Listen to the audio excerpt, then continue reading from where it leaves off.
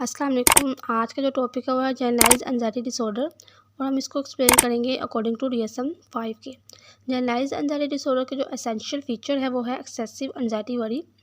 Anxiety तो आप जानते हैं कि anxiety is a apprehensive feeling होती है और जो वरीज का मतलब है कि आने वाली एक्सपेक्टेड इवेंट के बारे में बहुत ज़्यादा कंसर्न होना, बहुत ज़्यादा उनके बारे में परेशान होना और बहुत ज़्यादा उनके बारे में सोचना जो होता है वो वरी कहलाता है। जनरलाइज एंजाइटी डिसऑर्डर में ये होता है कि परसिस्टेंस और जो है एक्सेसिव एंजाइटी और वरी होती है अबाउट द अपकमिंग सिचुएशन और इवेंट के। जनरलाइज एंजाइटी डिसऑर्डर के जो सिम्टम्स हैं वो एटलीस्ट 6 मंथ तक शो होने चाहिए इंडिविजुअल में और क्राइटेरिया पर पूरा करने के लिए ज़रूरी है कि जो ये 6 सिम्टम्स हैं इनमें से एटलीस्ट 3 इंडिविजुअल में होने चाहिए फॉर पास्ट एटलीस्ट 3 मंथ के लिए। अब सिम्टम्स कौन से हैं हम वो देखते हैं। फर्स्ट सिम्टम्स ये है कि रेस्टलेसनेस और feeling keyed up on edges.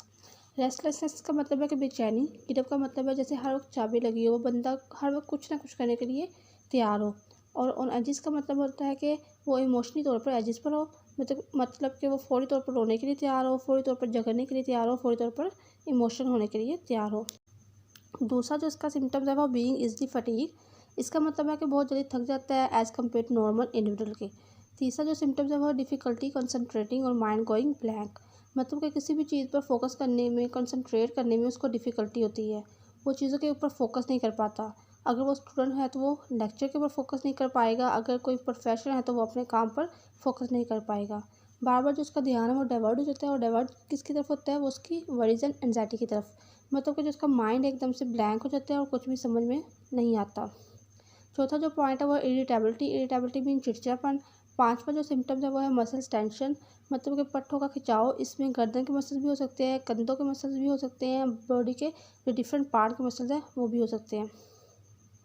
और सिक्स है स्लीप डिस्टर्बेंस। स्लीप डिस्टर्बेंस में पहले तो मैं ये बताऊँ कि लोगों को नींद ही नहीं आती।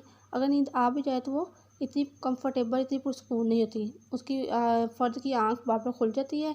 लाइक ये कह सकते हैं कि रेस्टलेसनेस किस्म की एक स्लीप होती है। डायग्नोस्टिक फीचर इन DSM-5 में डायग्नोस्टिक फीचर का जो पहला पैराग्राफ है उसमें ये एक्सप्लेन किया गया है कि जो इसकी इंटेंसिटी, इसकी ड्यूरेशन, इसकी फ्रिक्वेंसी जो है, ये तीनों चीज़ें जो हैं वो आउट ऑफ प्रोपोर्शन होती हैं।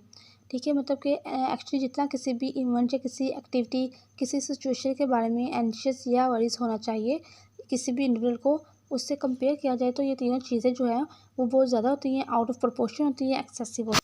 अब ये जो वरीज और एंजाइटी है, ये दोनों चीज़ें इस इंडिविजुअल के लिए अनकंट्रोलेबल होती हैं।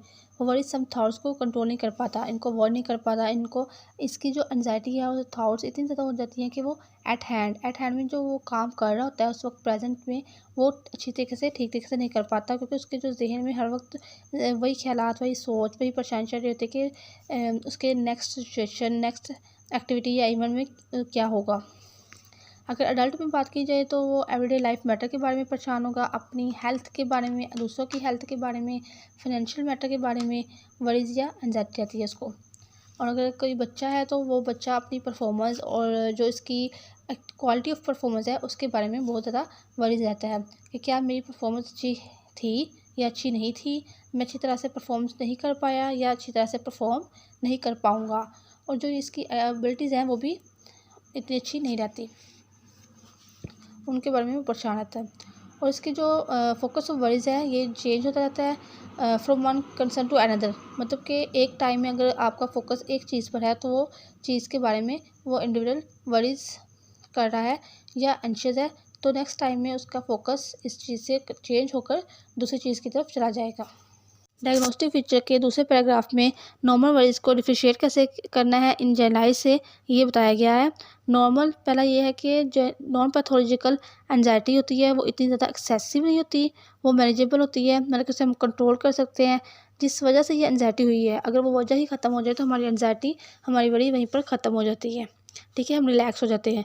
या फिर ये भी कह सकते हैं जिस चीज़ से ज़्यादा अहम पॉइंट हमारे सामने आ जाए तो हमारी टेंशन उससे हटकर उस चीज़ पर हो जाती है। और अगर हम बात करें जनरलाइज एंजाइटी की तो लोगों की वरीज बहुत ज़्यादा एक्सेसिव होती है, इतनी ज़्यादा होती है कि साइको सोशल फंक्शन को डिस्टर्ब कर देती है। ठीक है, मतलब जो उनकी रूटीन की लाइफ है, उनकी वर्क प्लेस, ये जो उनका काम होता है वो ठीक से नहीं कर पाते, अपने घर में भी ठीक से नहीं रह पाते और लोगों के साथ उनकी डीलिंग भी ख़राब हो जाती है। मतलब कि हर एरिया जो उनकी लाइफ का है वो बहुत ज़्यादा डिस्टर्ब हो जाता है।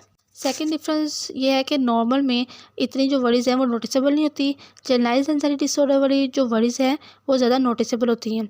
इंटेंसिटी इनकी बहुत ज़्यादा होती है और इनकी ड्यूरेशन भी बहुत ज़्यादा होती है। वो इवन जिसके बारे में वो परेशान हो रहा होता है वो ख़त्म हो जाए, चली भी जाए, तो भी इसकी वरीज़ और एंजाइटी ख़त्म नहीं होती, बल्कि वो उनकी पर्सनैलिटी का एक पार्ट बन जाती है, उसके सोचने की फीलिंग का वो एक पार्ट बन जाती है। वो हमेशा वरीसम रहता है।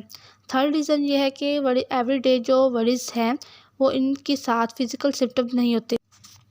Associated features associated with muscle tension, there may be trembling, trembling mean कांपते हैं, ट्विचिंग मीन मसल में अकड़ापन सा महसूस होता है, फीलिंग शेकिंग मीन हिलता हुआ महसूस होता है, और उसके बाद है सोमैटिक सिम्टम्स मतलब बॉडली सिम्टम्स इनको आते हैं। वो कौन कौन से हैं?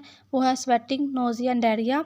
उसके बाद है symptoms of autonomic hyperarousal, इसमें आ जाता है accelerate heart rate, shortness of breathe.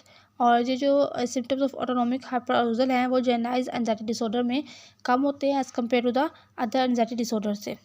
ठीक है, उसके बाद स्टटर रिस्पॉन्स मीन कि जो शख्स एक रिलैक्स फॉर्म में बैठा हुआ है, अगर उसको आप हाथ लगाएंगे वो एकदम से चौंक जाएगा, एकदम से ओवरली रिएक्ट करेगा एज़ कम्पेयर टू नॉर्मल से। ठीक है, और उसके बाद आता है ball syndrome, irritable bowel syndrome mean वो अपने वॉशरूम को कंट्रोल नहीं कर पाता। प्रीवेलेंस जो है वो मोस्ट कॉमन पैदा होता है इन अर्ली अडल्टहुड में, और ये ज़्यादातर फीमेल में पाया जाता है एज़ कम्पेयर टू मेल से। और ये जो अडोल्सन में होता है 0.9% और अडल्ट में होता है 2.9%, और 1 ईयर में प्रीवेलेंस होता है 3 to 8%। अदर कंट्रीज़ में ये होता है 0.4 से लेकर 3.6% तक। कॉजेज़ क्या हैं? इस तरह के दो तरह के कॉज होते हैं, एक जेनेटिक, एक एनवायरमेंटल स्ट्रेसेस। ये दोनों मिलके हमारे दिमाग में कुछ ऐसे केमिकल्स हैं जो मूड रिलेटेड केमिकल्स होते हैं, जो हमारे डे टू डे परेशानी से हमें बचाते हैं। उनमें इन केमिकल्स की कमी हो जाती है। इनमें जो मेन केमिकल है वो सीरोटोनिन। और अगर हम बात करें ट्रीटमेंट की, तो ट्रीटमेंट भी इसके दो तरीके से किया जाता है। एक साइकोथेरापी के ज़रिए, जिसे हम बातचीत के ज़रिए कहते हैं इलाज करना, और दूसरा इसमें मेडिसिन अद्वियात दी जाती हैं, जिसे एंटीसेप्टिक मेडिसिन कहा जाता है।